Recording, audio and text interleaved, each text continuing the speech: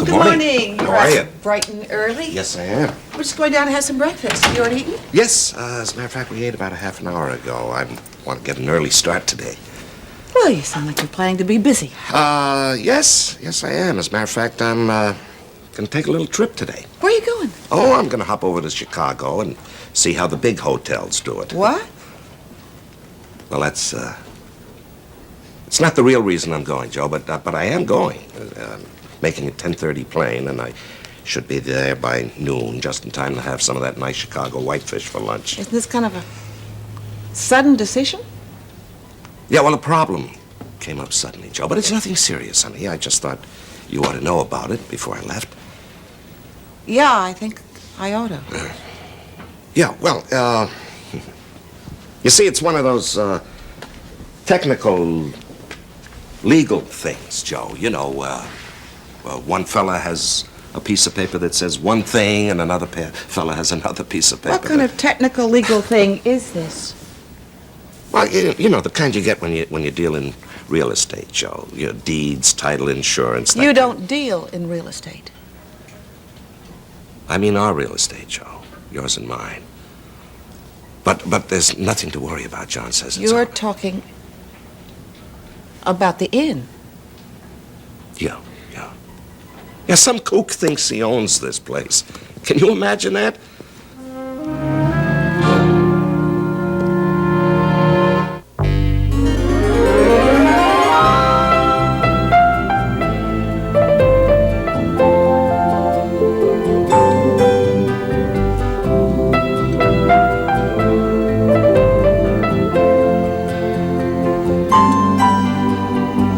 This is Search for Tomorrow. This portion brought to you by Sunshine Fresh Mr. Clean.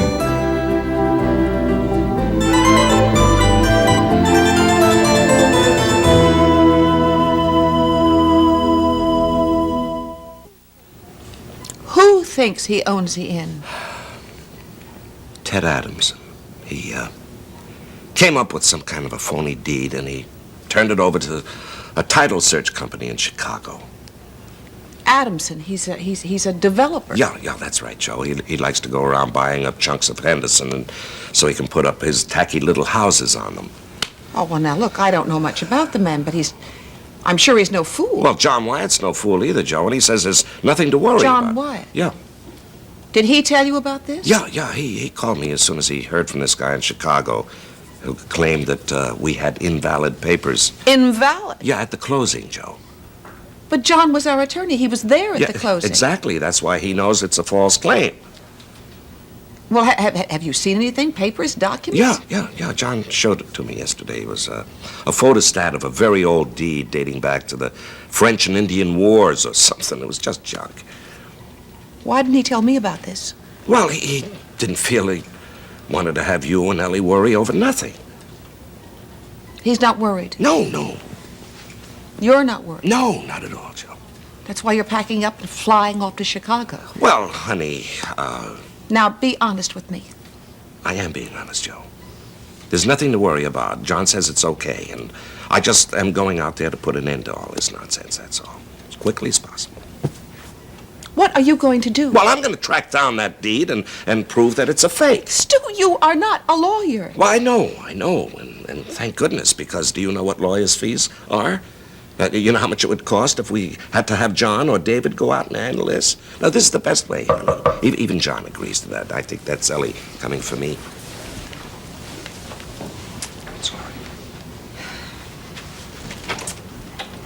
Hi, Joe. You're right. Morning, dear. Hi, honey. I thought I'd find my wandering husband in here. Yeah, I'm here. It's getting late, Stu. Yeah, we got time, honey. Has he told you, Joe?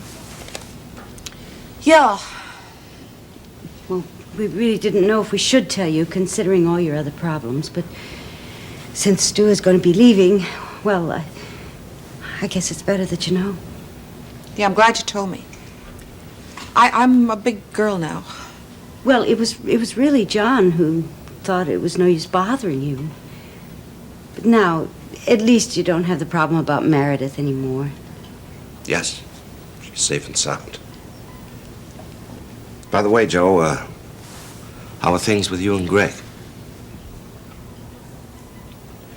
Well, Meredith has very serious emotional problems. She's agreed she needs to see a psychiatrist. Only thing is she doesn't want to see a doctor here in Henderson. Joe, listen, I ran into Greg downstairs and he wants to see you. I asked him to wait because I thought it was important for you to hear what Stu had to say. But don't you want to see him now? I guess I better. I knew he was coming over. Stu, we still have to get you packed. Yeah, I know, honey. Don't make it. Am I going to talk to you before you Of leave? course, honey. I'm just going to pack, and I'll drop by later.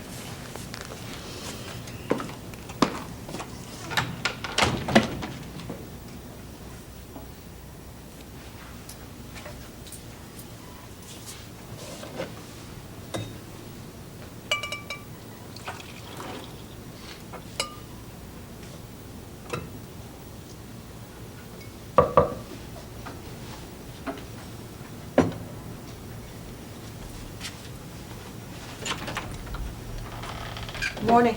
Morning, Joe. Come in. Thanks.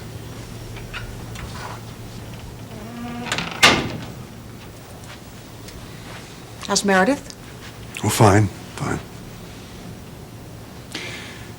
Joe, it seems that for the past few days we've done nothing but talk about Meredith. I think it's time that we talked about ourselves.